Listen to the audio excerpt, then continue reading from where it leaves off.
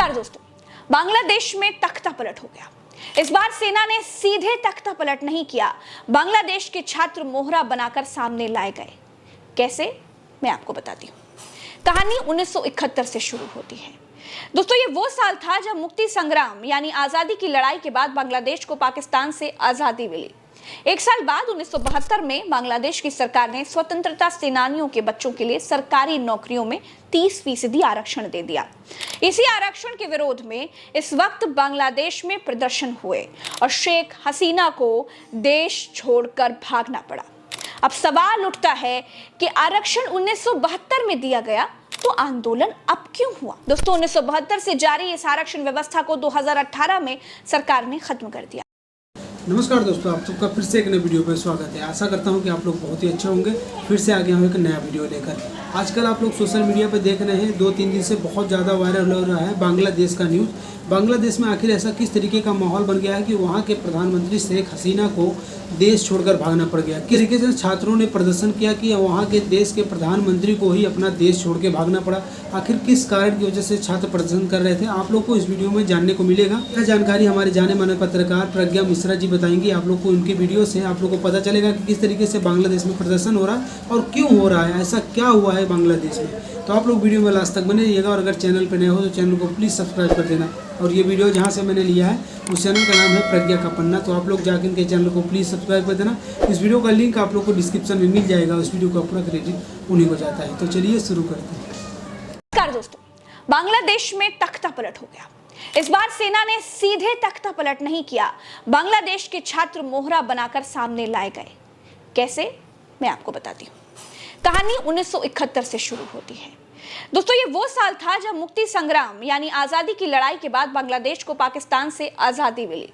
एक साल बाद 1972 में बांग्लादेश की सरकार ने स्वतंत्रता सेनानियों के बच्चों के लिए सरकारी नौकरियों में 30% आरक्षण दे दिया। इसी आरक्षण के विरोध में इस वक्त बांग्लादेश में प्रदर्शन हुए और शेख हसीना को देश छोड़कर भागना पड़ा। अब सवाल उठता है कि आरक्षण 1972 में दिया गया तो आंदोलन अब क्यों हुआ? दोस्तों, 1972 से जारी इस आरक्षण व्यवस्था को 2018 में सरकार ने खत्म कर दिया। जून में उच्च न्यायालय ने सरकारी नौकरियों के लिए आरक्षण प्रणाली को फिर से बहाल कर दिया, यानी फिर से 30% आरक्षण दे दिया। कोर्ट ने आरक्षण की व्यवस्था को खत्म करने के शेख हसीना के फैसले को भी गैर कानूनी बताया था। कोर्ट के आदेश के बाद देश में बड़े पैमाने पर विरोध प्रदर्शन शुरू हो गए। हालांकि बांग्लादेश की शेख हसीना सरकार ने उच्च न्यायालय यानी सुप्रीम कोर्ट में हाई कोर्ट के फैसले को चुनौती दी। सरकार की अपील के बाद सुप्रीम कोर्ट ने हाई कोर्ट के आदेश को निलंबित कर दिया और मामले की सुनवाई के लिए 7 अगस्त की तारीख तय कर दी। यानी कि स्वतंत्रता संग्राम सेनानियों के बच्चों को मिलने वाले 30% आरक्षण को खत्म कर दिया गया, जिसके खिलाफ बांग्लादेश के छात्र सड़कों पर थे। मुद्दा खत्म हो चुका था। शेख हसीना सरकार ने वही किया जो छात्र चाहते थे। लेकिन यहां से मालूम चलता है कि ये लड़ाई आरक्षण की तो थी ही नहीं, छात्र किसी तीसरी शक्ति का मोहरा थे। छात्रों ने आंदोलन खत्म नहीं किया, आंदोलन और भी ज्यादा उग्र हो गया। छात्र संगठनों ने कहा कि सुप्रीम कोर्ट के फैसले का मतलब विरोध प्रदर्शन का अंत नहीं है और इन्होंने प्रधानमंत्री शेख हसीना के इस्तीफे की मांग करनी शुरू कर दी। जहांगीर नगर विश्वविद्यालय के छात्र नेता महफूजुल हसन ने कहा कि उनकी अभी भी कई मांगे हैं जिन्हें सरकार को पूरा करना होगा, तभी जाकर वो प्रदर्शन समाप्त करेंगे।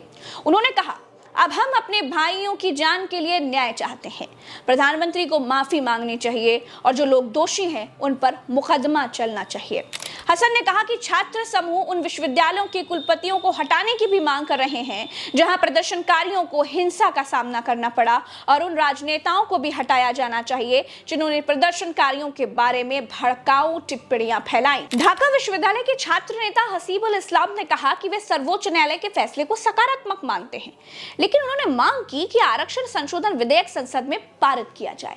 इस्लाम ने यह कहा कि विरोध तब तक जारी रहेगा जब तक सरकार उनकी संशोधन मांगों के अनुसार एक कार्यकारी आदेश जारी नहीं करती।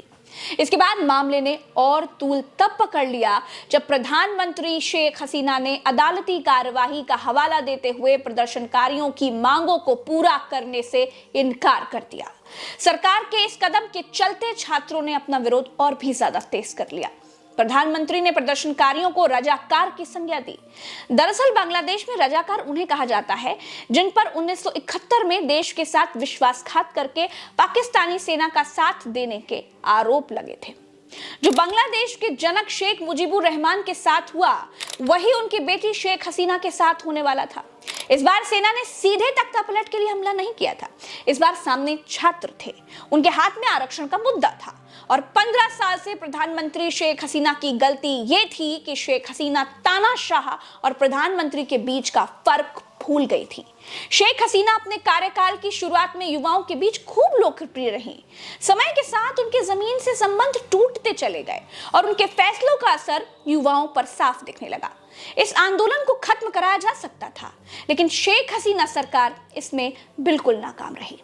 जिस देश में प्रदर्शनकारी छात्र अपने राष्ट्रपिता की मूर्ति तोड़ने के लिए उस पर चढ़ सकते हैं, जो छात्र देश को आजादी दिलाने वाले अपने राष्ट्रपिता का सम्मान नहीं कर रहे हैं, अब वो किन शक्तियों के हाथ में खेल रहे होंगे, इसके बारे में कुछ बहुत सोचने की जरूरत नहीं है।